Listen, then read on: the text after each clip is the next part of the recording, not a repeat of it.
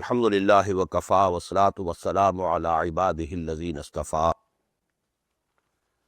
Amma ba'du fa'auzu billahi minash shaitanir rajim. Bismillahir rahmanir rahim.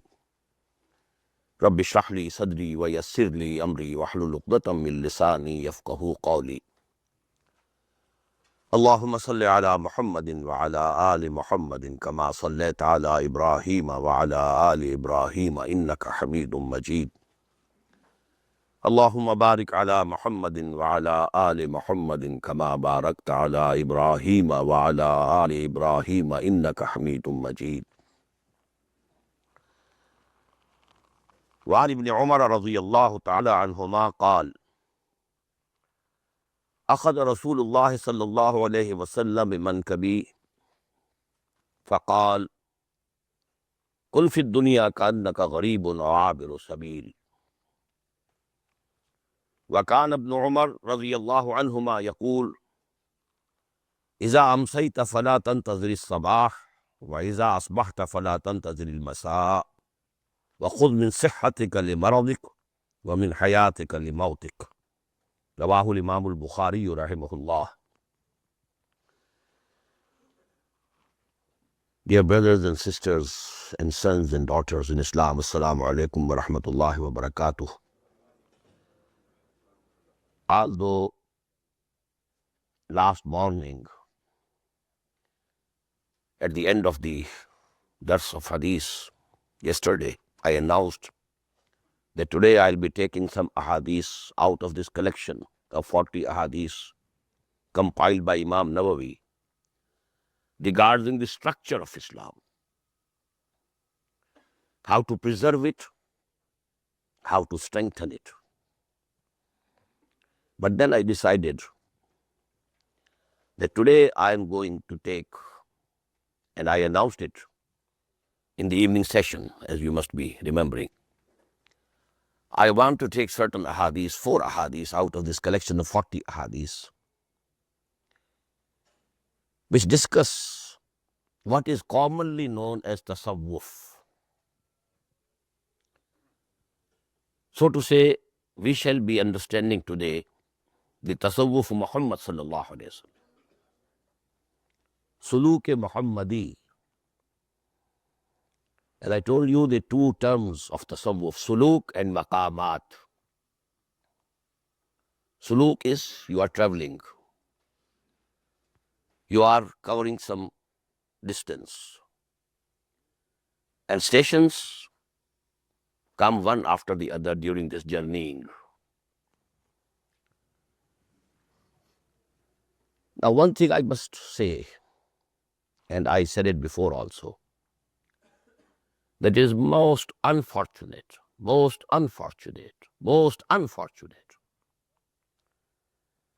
that a term made its way into the Islamic academic world,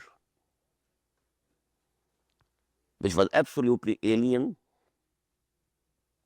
which has no root in the whole of Quran, no mention of it in the whole of Hadith. What was more unfortunate was that it displaced and replaced one of the most fundamental terms of Quran and Hadith. It became a barrier. This tasawwuf, which is so commonly used, not only by the common people, by the very learned people also. It has no root whatsoever in Quran. It has never appeared in the whole of the Hadith. So much so that its root is also doubtful, whether it is from Suf or Safa. The people who want to defend this term, they say it is from Safa. You should have Safai, cleanliness within you, the tazkiyah of your nafs. But by no rule of Arabic grammar, from the root of Safa, this word tasawwuf can be derived. The only possibility is that it can be derived from suf. Suf means wool, because the early Sufiyas, they were known, and as they were called, they used to wear woolen dress without any underdress, mind you. Don't think of the dresses of today. The undershirt and then the shirt and then something else and then something else. There used to be one cloth, one shirt. And you can imagine if it is woolen, it will keep biting you. And that is what they wanted, to relinquish the comforts and luxury and to remain in some sort of pain, so that their attention remains focused to Allah subhanahu wa ta'ala. So this is the only possibility, that from Suf Tasawwuf can be derived. But here again, this word has not appeared in Quran or Hadith for that issue or for that matter at all. Now, second thing that I want to mention here, it's a very sad incident that took place about an year and a half ago. There's a big circle of Tasawwuf. In Pakistan also, there are many adherents to that circle. In Saudi Arabia and the United Arab Emirates, there are also many people attached to it. Now, some people attached to this circle, Maulana Muhammad Akram Awan is the murshid or the spiritual guide of this circle. Some people belonging to that circle, they took a speech of mine, which I had delivered about Tasawwuf, in which I had analyzed this and this and this part of Tasawwuf is okay, compatible with Quran and Hadith. Not only compatible, these are the main objectives and goals of the teaching of Quran and Hadith. But such and such and such aspects are wrong. They have intruded into the world of Islam from outside, either from the religions, especially the philosophical and mystic religions of India, or from the Neoplatonism,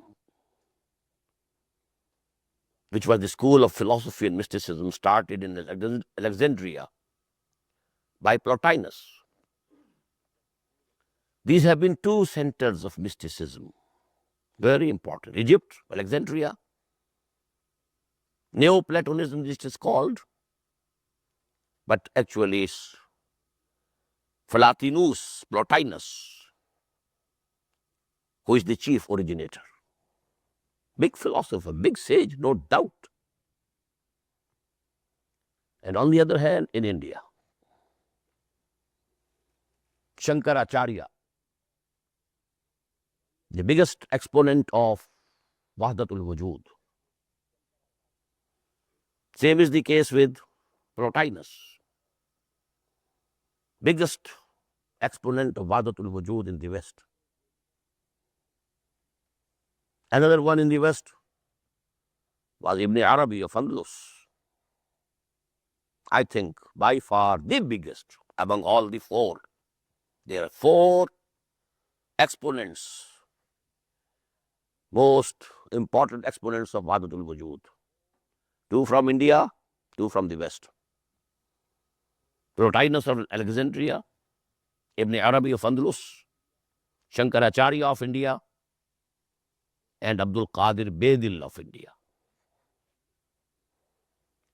But from these two sides, many things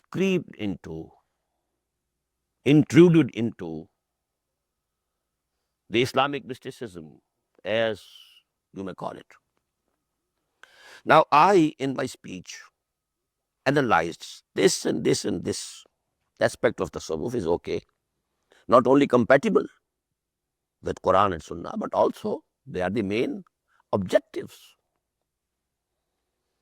But this and this aspect, it is from some foreign origins, they are alien, they are wrong. Now what do? Some brothers of that circle living in Riyadh, they picked my cassette, deleted the portions which were criticizing the tasawwuf, and joined together all the portions which were supporting tasawwuf, and they marketed it.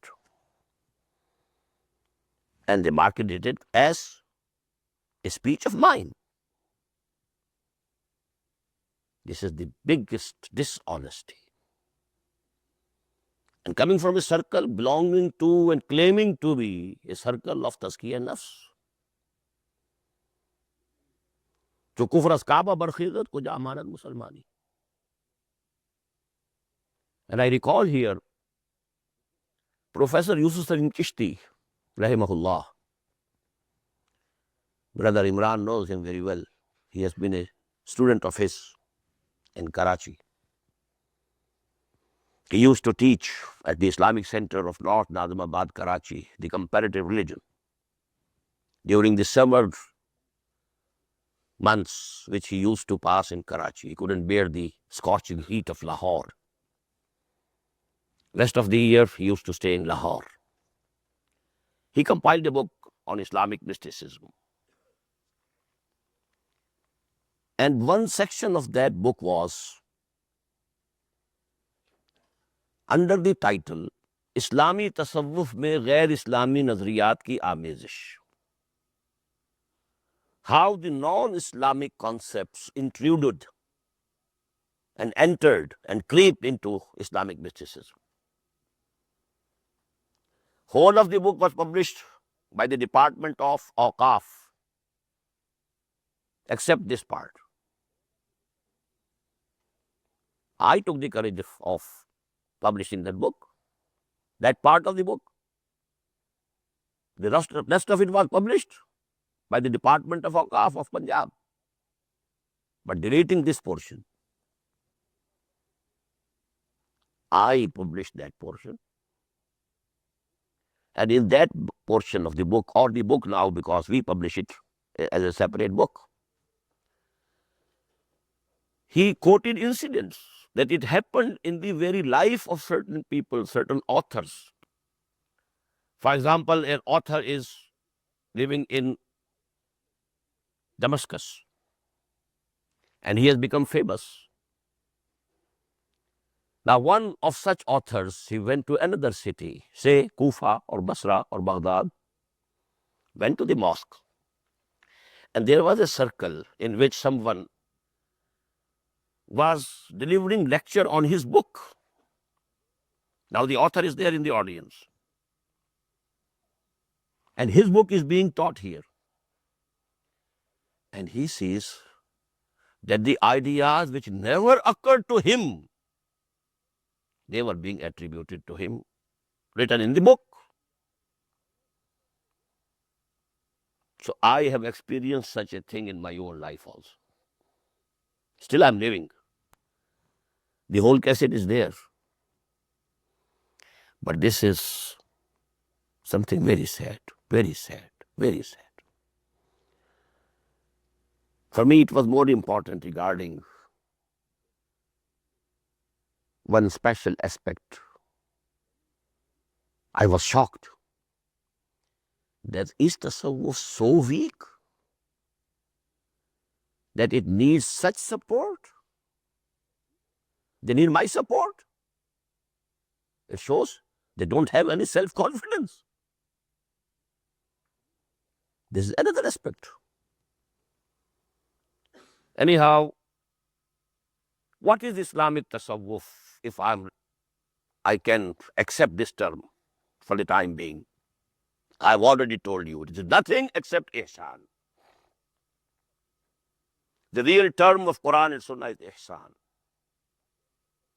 This is the last and the highest position or station of spiritual elevation of a person. Islam, Iman, Ihsan.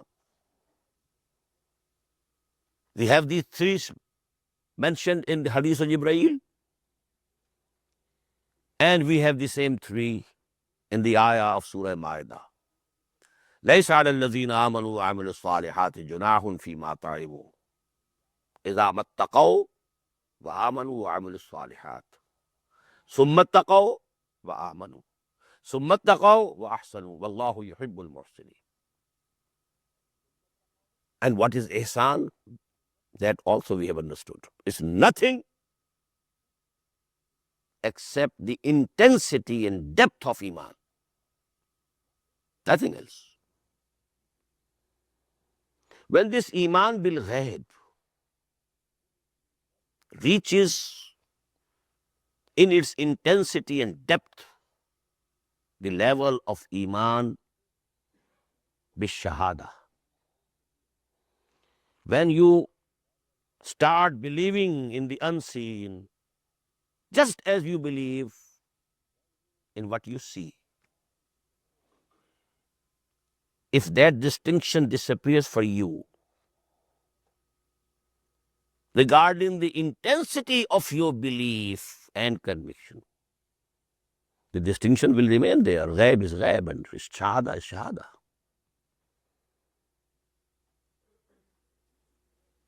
But your iman bil ghaib reaches the intensity, the same intensity with which you believe in what you can see with your own eyes. This is ihsan. And let me quote here a saying of Confucius, the biggest sage China has produced. He says there's nothing more real than what cannot be seen, and nothing more certain than what cannot be heard. These external senses, you can have doubt about them. Aanch mein beeneem, babedari istiyarab ya bekhab. Oh Allah, what I'm seeing. Whether I'm seeing it in a vision, in a dream, or in the real material world. You can't believe what you are seeing. Sometimes it happens. Sometimes you feel it is some hallucination. There's no voice. My ears are telling a lie. You can doubt your external senses and perceptions. But the inner perception that you get, there is a level when all doubts disappear. And that is the level discussed in ayah number 15 of Surah Al-Hujurat. إِنَّمَا الْمُؤْمِنُونَ الَّذِينَ آمَنُوا بِاللَّهِ وَرَسُولِهِ ثُمَّ لَمْ يَرْتَابُوا. No raib. Well, this is ihsan. Please note these things as formulas of algebra. There's no tasawwuf except ihsan. And there's no ihsan except the intensity and depth of iman and nothing else. If you keep these premises in your view, then you will never be led astray. You will never feel the need to go this way, that way. How to attain that? How to attain that? The thirst within you. I am recalling one of the sentences of that long hadith of the Prophet sallallahu alaihi wasallam. وَمَنِ ابْتَغَى الْهُدَى فِي غَيْرِهِ أَضَلَّهُ اللَّهُ. Whosoever wants to have guidance from anything else other than Quran, Allah will definitely lead him astray. So if you have any other concept of tasawwuf, any other concept of iman, please wash your minds of all such concepts. All those things are alien to Islam. They have intruders. They are the intruders, intruded into the world of Islam from the east or the west, from the Neoplatonism of Alexandria or from the Vedanta of India. Now, as I told you, that in this collection of 40 hadiths, Imam Nawawi has selected ahadith from this aspect and that aspect, the third aspect, the fourth aspect of deen. Today we are going to study 4 ahadiths which discuss this special aspect of Islam and Iman. Now, let me mention one thing more before we start reading the text of the hadith. And it's very important for a student of Quran to note it. Generally, we think that the first thing to which the Prophet Muhammad ﷺ called was Tawheed. It's a mistake.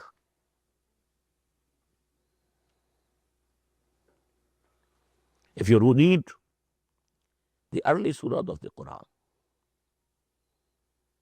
those discuss resurrection and akhirah and inzar,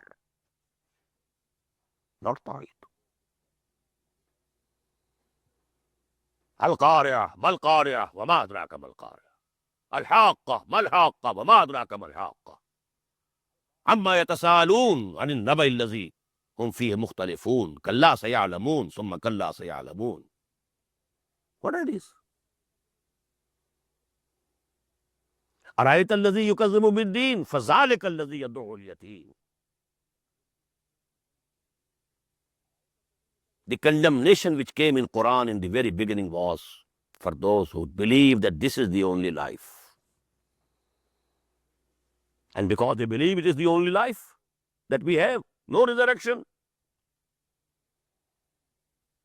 morally they are bound to go down. Babar Mahesh Kosh, ke alam dobara nahi. That is why their characters, look to them, who are they? أرأيت الذي يكذب بالدين فذلك الذي يدعو اليتيم ولا يحض على طعام المسكين. This is their character. كلا بل تحبون العاجلة وتذرون الآخرة بل تؤثرون الحياة الدنيا والآخرة خير وأبقى. The first subject, and I discussed this on that town hall meeting also. What was the starting point of the prophetic mission of Muhammad sallallahu alaihi wasallam? Ya ayyuhal muddassir, qum fa'ansir. Warn them. Don't be mistaken. Don't take to the attitude, Babar Mahesh Kosh ke alam dobara nahi. زعم الذين كفروا أن لن يبعثوا قل بلى وربي لتبعثن ثم لتنبؤن بما عملتم وذلك على الله يسير. And I quoted one of the first sermons that the Prophet delivered. والله لتموتن كما تنامون ثم لتبعثن كما تستيقظون ثم لتحسبن بما تعملون ثم لتجزون بالإحسان إحسانا وبالسوء سوءا وإنها لجنة أبدا أو لنار أبدا. Now, if somebody really believes in this, a verbal attestation is something else. Leave it aside. We are not discussing it. That is the basis of Islam. You will be accepted as a Muslim in this world. You will enjoy the rights of full citizenship in an Islamic state. You will be accepted as a member of Islamic society. That's all. We are discussing real Iman. But if that real iman reaches the level of that conviction, what would be the result? Maybe we can imagine, but we will have to tax our capacity of imagination also, to imagine a person who really believes that the real life is the life of the hereafter. وَإِنَّ الدَّارَ الْآخِرَةَ لَهِيَ الْحَيَوَانُ لَوْ كَانُوا يَعْلَمُونَ. The real life is the life of the hereafter. Only if they had known it. To say you believe in it is easy, but to know it, not an easy thing. All the worldly attachments, all the worldly attractions distract you continuously, 24 hours a day, and 365 days of an year. Attractions and connections, relations. ये मालो दौलत दुनिया, ये रिश्ता ओ पैवंद, बुताने वहम खुमा, ला इलाहा इल्लल्लाह. Are these the idols of our imagination only? We are pursuing them. We are running after the shades and shadows, leaving alone the realities. But if this conviction in resurrection and the life hereafter becomes your real feeling, it becomes your hal, not qal only. What will be the result that is given in this hadith? And this is hadith number 40.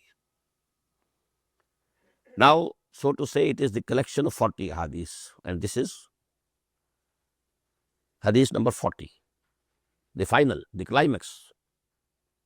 Although Imam Nawawi has added another 2 ahadiths, really it is a collection of 42 ahadiths. And I am going to add another one to make it 43. But that is something which I am not going to discuss at this time. Now the result of real conviction in resurrection and the life of hereafter is given by this hadith. عن ابن عمر رضي الله عنهما قال. It is narrated from the son of Umar, Abdullah ibn Umar رضي الله عنهما. He said, أخذ رسول الله صلى الله عليه وسلم بمنكبي. Now just imagine, Abdullah ibn Umar belongs to the second generation of Sahaba. I told you, 3 lines. First line, along with the Prophet sallallahu alaihi wasallam, Abu Bakr, Umar, Hamza, Abdul Rahman ibn Auf, Talha, Zubair, and so on and so forth. The second line, these younger generation, son of Abdullah ibn Abbas, Abdullah ibn Abbas, son of Abbas, son of Umar, Abdullah ibn Umar, son of Amr ibn al-As, Abdullah ibn Amr ibn al-As, and so on and so forth. Now, keep in mind this gap of generation gap. And what the Prophet did, Ibn Umar says, he took hold of me by my shoulder, placed his hand on my shoulder, and said, Kun fi dunya ka'annaka gharibun wa abiru sabil. Be in this world, live in this world, as if you are a stranger. You don't belong to this world. You belong somewhere else. This is not your place. Stranger. Kun fi dunya ka'annaka gharibun aw abiru sabilin, or only a wayfarer. A traveler pursuing some path, some road. If you have interest in this world more than a traveler has to his road or path, you don't have the real Iman.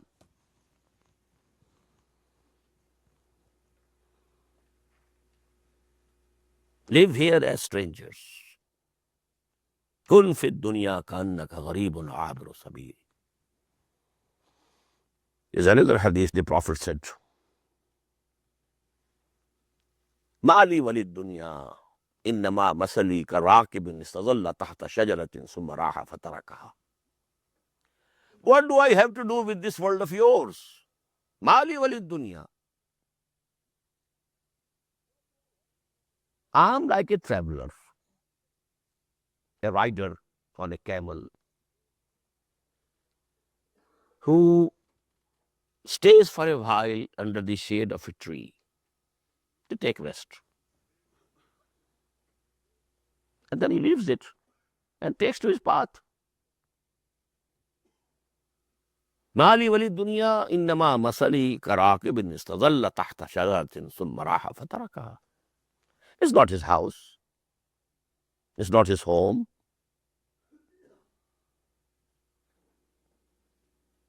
Now try to feel it and try to assess yourself.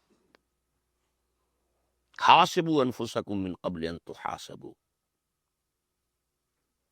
Assess yourself before that day that you are assessed by Allah subhanahu wa ta'ala. This is what Allama Iqbal has said.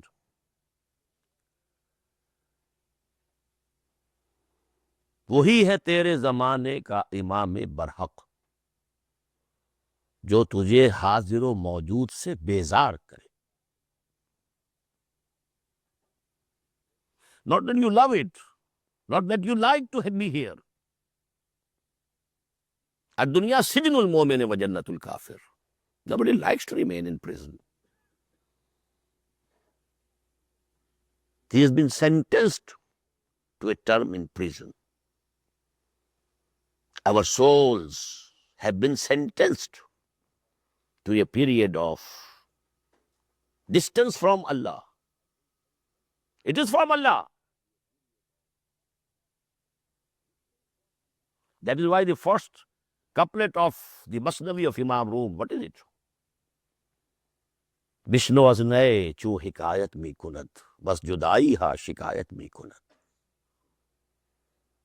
The melodious voice that is coming out of that nay, what will you call it? Flute. What is it? Vishnu aznaye chu hikayat mi kunat, bas judai ha shikayat mi kunat. It is complaining of separation. It was a part of a tree cut out from there. Now the voice that is coming out of it, which is thrilling your heart, is actually the complaint that it is making, because it has been separated from its root. And the same should be the condition of the soul and spirit of a person who has realized his soul, who has realized his spirit. And let me quote here another thing from Upanishad. Most of you must have heard, I have repeatedly quoted it. Man in his ignorance identifies himself with the material sheaths which encompass his real self. The real self is something else. This body is a material sheath. Then these clothing are another material sheath. And this bedroom or the drawing room is another material sheath. These are the material sheaths covering the real existence of mine, and that is my soul and spirit. But due to ignorance, he identifies himself with the material sheaths. He just forgets his real essence. وَلَا تَكُونُوا كَالَّذِينَ نَسُوا اللَّهَ فَأَنْسَاهُمْ أَنفُسَهُمْ أُولَٰئِكَ هُمُ الْفَاسِقُونَ. Now to complete this hadith, this was the saying of the Prophet ﷺ as a murshid. I am now using this word as a murshid. He said to Abdullah ibn Umar, holding him by his shoulder, كن في الدنيا كأنك غريب وعابر سبيل. وكان ابن عمر رضي الله عنهما يقول. Now this is the saying of Hazrat Abdullah ibn Umar himself. This we call, according to technical terminology of hadith, it is asam. Khabar and asar. Khabar is from Prophet, asar is from the companions. But that is included in hadith. This is also hadith. إذا أمسيت فلا تنتظر المساء صباح. When you have the evening in your this life, don't think that the morning will also come.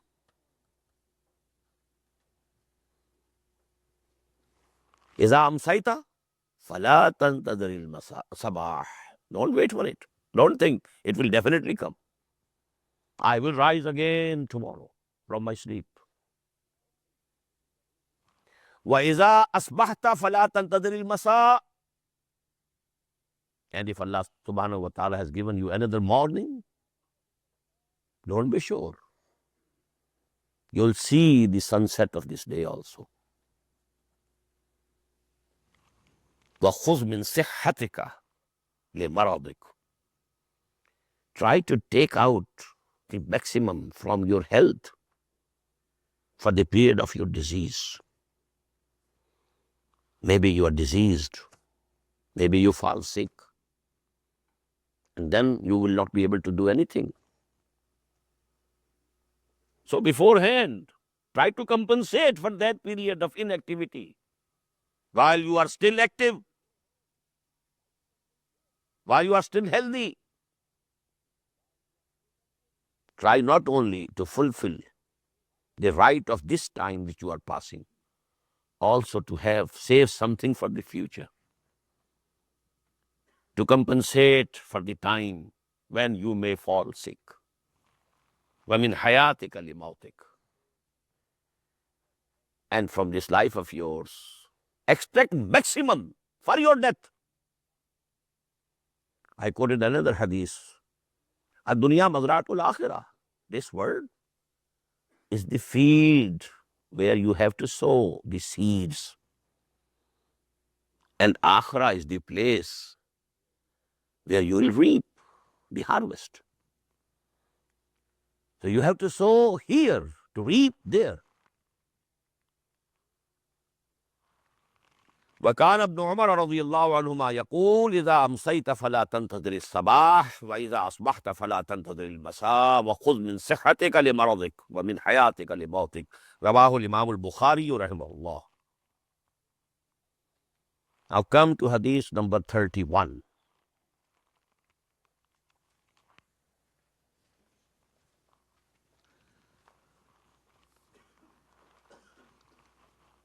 عن أبي العباس سهل بن السعد السعدي رضي الله تعالى عنه قال جاء رجل إلى النبي صلى الله عليه وسلم فقال يا رسول الله دلني على عمل إذا عملته أحبني الله وأحبني الناس. فقال ازهد في الدنيا يحبك الله وازهد فيما عند الناس يحبك الناس. رواه ابن Majah. This hadith is from the compilation of Sunan by Imam Ibn Majah rahimahullah. The Ravi Sahal ibn Sa'd as-Sa'idi radiyallahu anhu. He says, a person came to the Prophet sallallahu alaihi wasallam and he said, O Messenger of Allah, please tell me some act, some deed. Maybe if I am permitted to use this word in good sense, some trick. I want something by which I can get two things. That Allah comes to love me, and people also come to love me. Dullani ala amalin, tell me some deed, some action, some act, some trick. Iza amiltuhu, that when I have done, ahabbani Allah, Allah will love me. Wahabbani an-nas, and the people will also love me. The reply was, izhad fid dunya. Renounce the luxuries and comforts of this world. This is zuhud. There are necessities that you have to have because Allah has sent you. You have to preserve yourself. And for that purpose, وَإِنَّ لِنَفْسِكَ عَلَيْكَ حَقًّا وَإِنَّ لِزَوْجِكَ عَلَيْكَ حَقًّا وَإِنَّ لِزَوْجِكَ عَلَيْكَ حَقًّا. These are the huququl ibad that you have to give. But only that much which is essential. This is zuhud. Don't try to gather more comforts. Don't try to gather more luxuries. You need a house? Okay, it's your right. But not a palatial house. Not, extraordinarily furnished and decorated. No. A house. You need to cover your body. But the dress should be for only that purpose. Izhad fi dunya. Izhad fi dunya. Yuhibbuk Allah. Allah will love you. And the second thing, wazhad fima inda nas. And you behave as if you have no interest in what the people have. You are visiting a friend of yours, a relative of yours, and you find, certain things over there. And that person sees, his eyes are opened, he's seeing all these things with lustfully. He will hate you.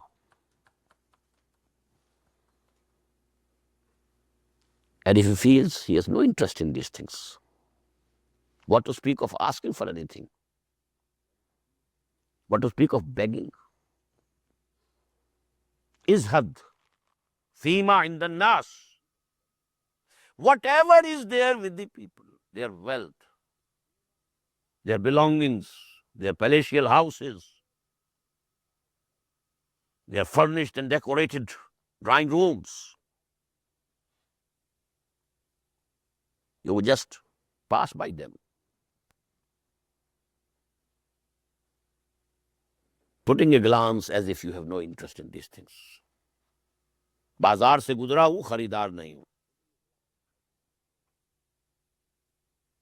I am passing through the market, but I am not a purchaser.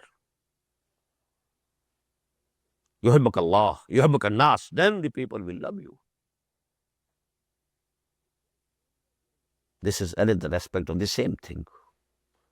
If you are a stranger in this world, if you feel it is not your real life, it's not your real home, فَإِنَّ دَارَ الْآخِرَةَ لَهِيَ الْحَيَوَانِ. This will be the result. This will be the attitude. Now we come to the third hadith, that is number 19.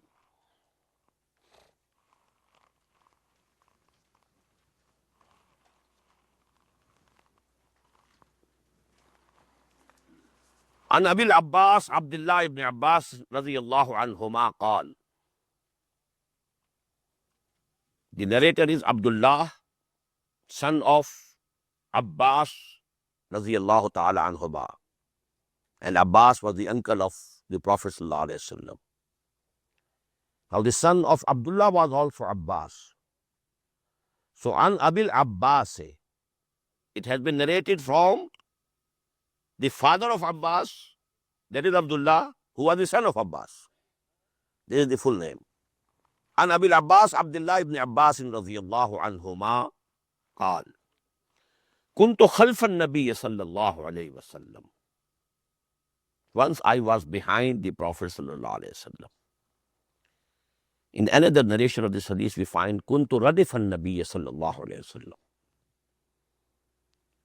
You know, if you are sitting on a camel and somebody is sitting behind you on the same camel, he is your radif,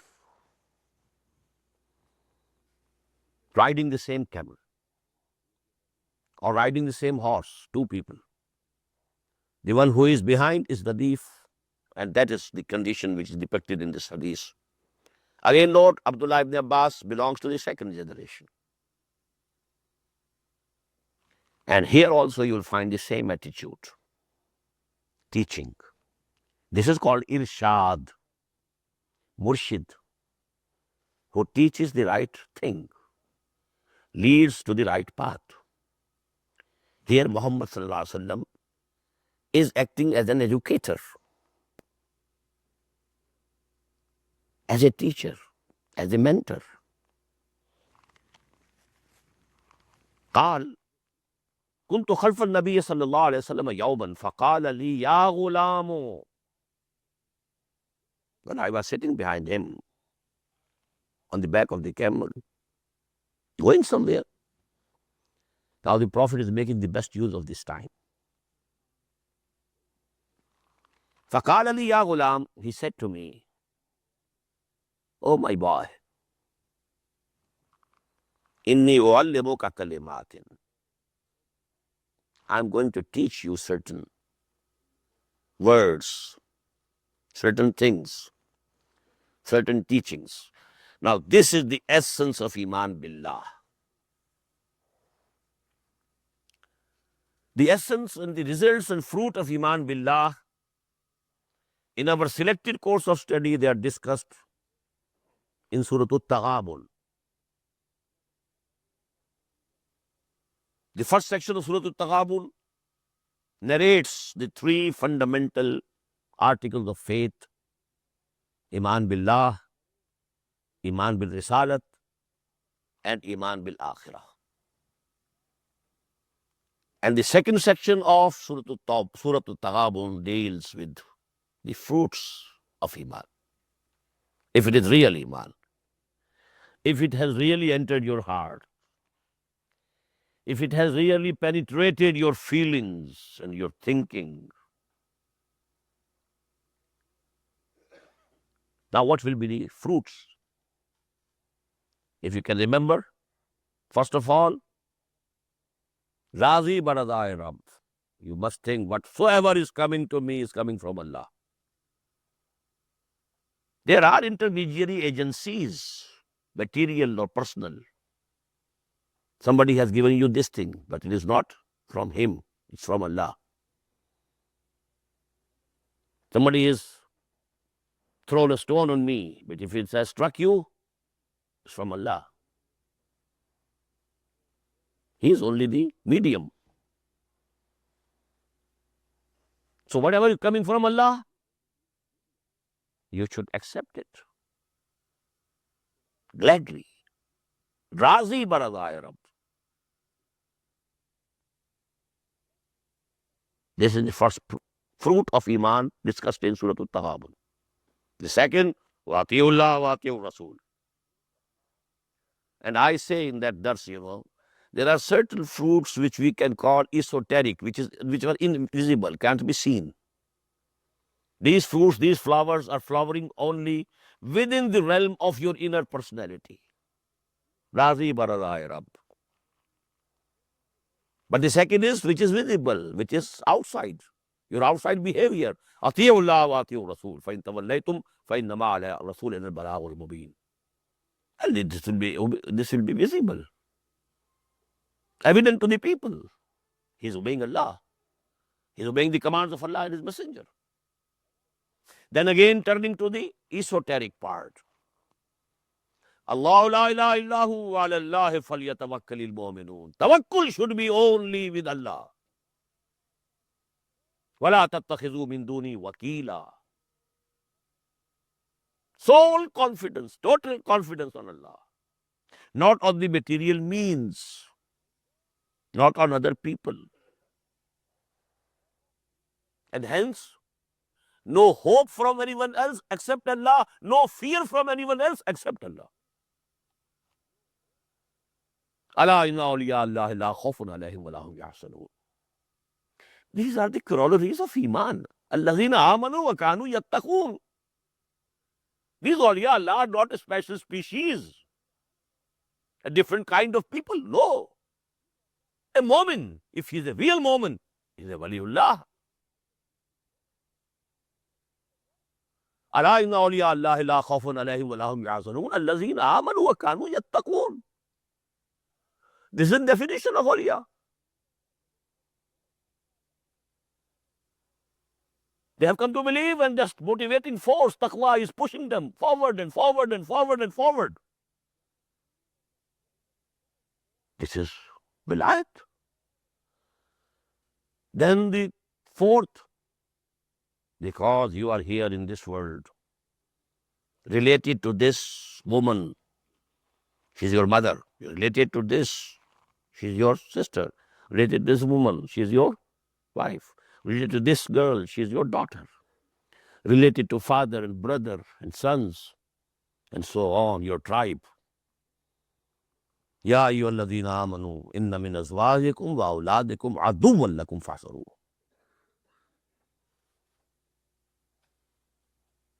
The natural love that you have for these relations is a sign of potential danger.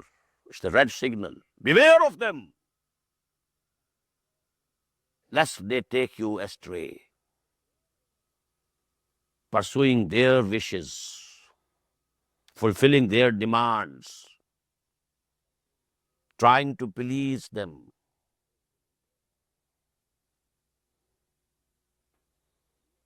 Maybe that you cross the lines of the Sharia. To be on the guard.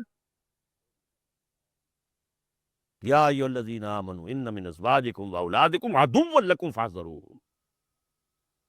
The fifth one, innama amwalukum wa auladukum fitna. These are the things on which you are being tested. Your belongings and your progeny, especially sons. These five things, if you have understood, فَاتَّقُوا اللَّهَ مَا اسْتَطَعْتُمْ وَاسْمَعُوا وَأَطِيعُوا وَأَنْفِقُوا خَيْرًا لِأَنفُسِكُمْ. That is the result. Now the same thing you will find here in this hadith. عن أبي العباس عبد الله بن عباس رضي الله عنهما قال كنت خلف النبي صلى الله عليه وسلم يوما فقال لي يا غلام إني أعلمك بكلمات. I am going to teach you a few words. أحفظ الله يحفظك. Always remain mindful of Allah, and He will grant you protection. فَاذْكُرُونِي أَذْكُرْكُمْ. Keep me in your heart and mind. Guard that no moment of yours passes in ghafla. Don't be ghafil. Always remain mindful of Allah. He will protect you. احفظ الله تجده أمامك تجاهك. In another narration of this hadith, the word is amamak. That is why it came on my tongue. If you are remembering Allah, if you keep Him in your mind, you'll always find Him before you.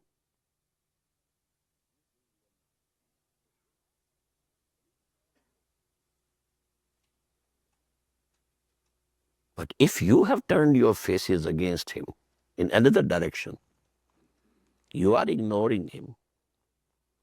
You believe more in material means. You have more faith in other people. He can do me a favor. Yes. He can solve my problem. Yes. This need of mine can be fulfilled by him. Forgetting Allah. So Allah also leads you to them.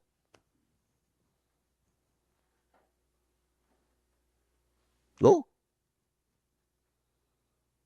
Now we also give you over to them. But if you can keep Allah in your mind, ihfadillah yahfazka. Ihfadillah tajidhu tujahak. You'll find him before you. He will never betray you. Iza sa'alta fas'alillah. Whenever you have the need to ask for something, ask Allah and Allah alone. All the hearts of all the human beings are within his two fingers. He can turn the heart of anybody, and the idea would come in his mind, and he will himself come to you and fulfill your need. Why ask him directly? Ask Allah. وَإِذَا سَأَلْتَ فَاسْأَلِ اللَّهَ. Whenever you have to ask Allah. وَإِذَا اسْتَعَنْتَ فَاسْتَعِنْ بِاللَّهِ. Whenever you want some help, ask the help from Allah. إِيَّاكَ نَعْبُدُ وَإِيَّاكَ نَسْتَعِينُ. To say these words and utter these words is easy, but to remain firm on it is not so easy, unless the roots of Iman have gone very deep down into your personality.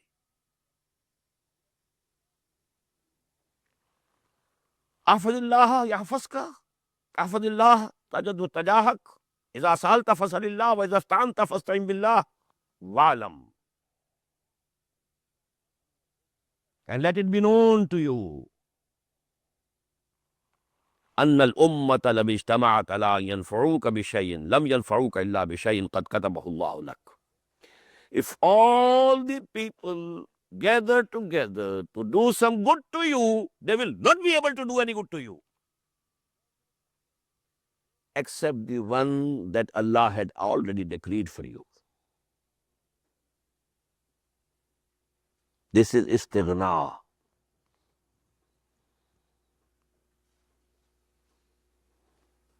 उनकी उम्मीदें कलील, उनके मकासिद जलील. Cut off all hopes from human beings.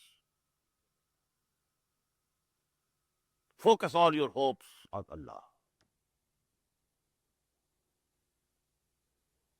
उनकी उम्मीदें कलील, उनके मकासिद जलील. Have higher goals in life and accept the least. When your expectations are not very high, you'll be glad with whatever Allah gives you. कि हर साकी मारीख्त ऐन अल्ताफस्त. Whatever my saki has put down in my glass, it's all his grace. Whether it is bitter,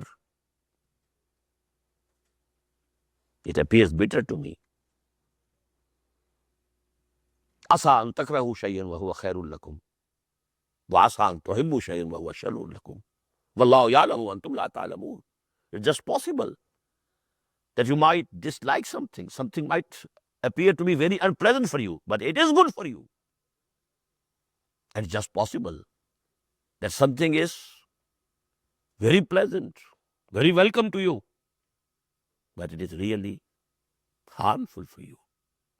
Wallahu ya'lamu wa antum la ta'lamun. Allah knows, you don't know. This is Razi Baragai Rabb. हम भी तस्लीम की खू डालेंगे बेनियाजी तेरी आदत ही सही. taslim or raza. وَعَلَمْ أَنَّ الْأُمَّةَ لَوْ اجْتَمَعَتْ عَلَىٰ أَن يَنفَعُوكَ بِشَيْءٍ لَمْ يَنفَعُوكَ إِلَّا بِشَيْءٍ قَدْ كَتَبَهُ اللَّهُ لَكَ وَإِنِ اجْتَمَعُوا عَلَىٰ أَن يَضُرُّوكَ بِشَيْءٍ لَمْ يَضُرُّوكَ إِلَّا بِشَيْءٍ قَدْ كَتَبَ اللَّهُ عَلَيْكَ. And if all the people gather together, join hands with each other to do you some harm, they will not be able to do it, except the thing which Allah has already decided for you. Then why to fear?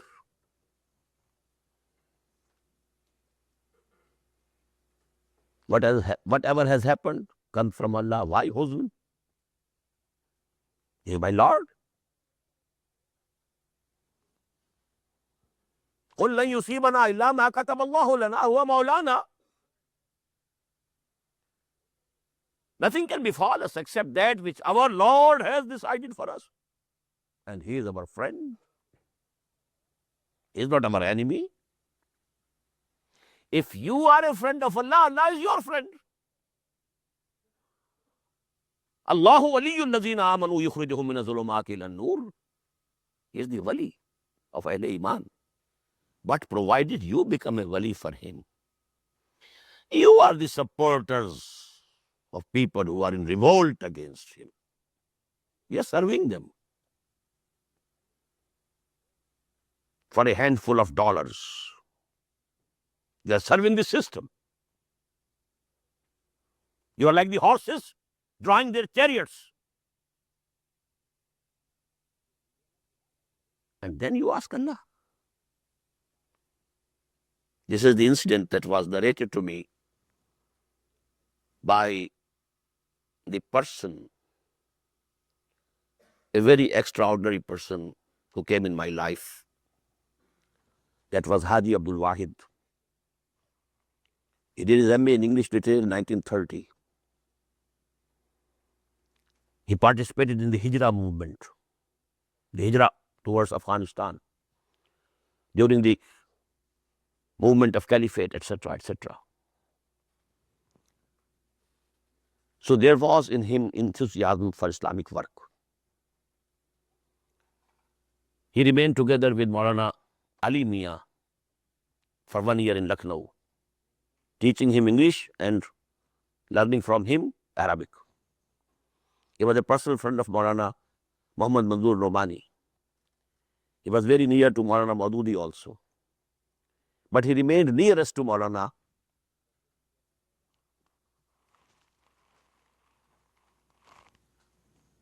Ilyas, rahimahullah. But this incident took place in his life when he went to Hijaz for Hajj. It was, I think, early 40s.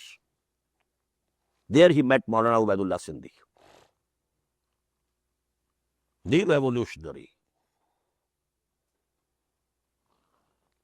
And he was so much impressed by his personality that he stayed back. After performing Hajj, he stayed back in Mecca for another 1 year to enjoy his company, to benefit from his company. And during that period, this incident took place. He was the principal of a high school, but that high school was of a higher order than the ordinary high schools in Quetta. Now, Maulana Ubaidullah Sindhi was impressing upon him, you must give up this service. Go ahead, serve your Lord. Serve Allah, serve His deen. Teach in English. Alihaza khuliqta, alihaza umirta. Just as Ibrahim bin Adam, he was, so to say, a king, and he was going out for shikar, for game. And there he heard a voice. Might be the voice came from his own conscience, from his own soul and spirit. Might be from some angel. Ya Ibrahim, alihada khuliqta, alihada umirta. Is this the thing for which you were created? Is this the thing for which your Lord has directed you? And that was the turning point in his life. So Maulana Ubaidullah Sindhi said to him, Give up these things. Well, Haji Abdul Wais said that once I said, yes, we want to do it, but we can't, eat the breads of Jumerat's evening. Meaning thereby, how can we accept our livelihood being cared by Muslims? We need something to survive. If we devote all our time, where from shall we eat? The only way will be that the Muslims look after you. So he used the word, the worst word that could be used, Jumerat ki rotiyon par to nahi pal sakte. The taunt in it, it pricked. I can just imagine even now, the way Maulana Haji Abdul Wahid was narrating this incident to me. For a moment he remained quiet. Ubaidullah Sindhi. First he said, yes, it's okay. You are correct. You are a very honorable type of people. How can you accept these charities, these meager assistance from the Muslims? Yes. But then suddenly it changed. Jalal, तुम्हें शर्म नहीं आती? अंग्रेज की गाड़ी में जुते हुए हो घोड़ों की तरह, और वहां से तनख्वाह मिलती है तो ये तुम्हारे लिए इज्जत का मकाम है।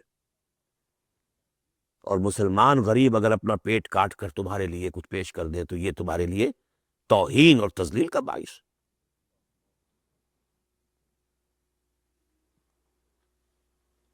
This we must remember what we are doing.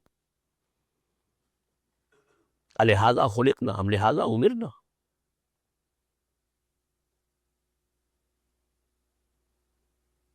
They belong to the Ummah of Muhammad sallallahu alaihi wasallam. What for was this Ummah raised? For doing what we are doing?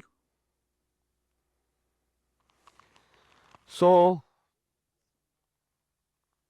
Ya ghulamu inni uallimuka bi kalimatin. Ahfazillah yahfazk. Ihfazillah tajidu tujahak. Idha sa'alta fas'alillah. Wa idha ista'anta fasta'in billah.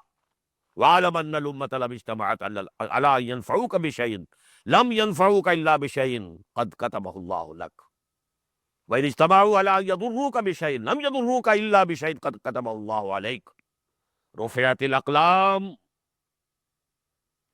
The pens have already been lifted.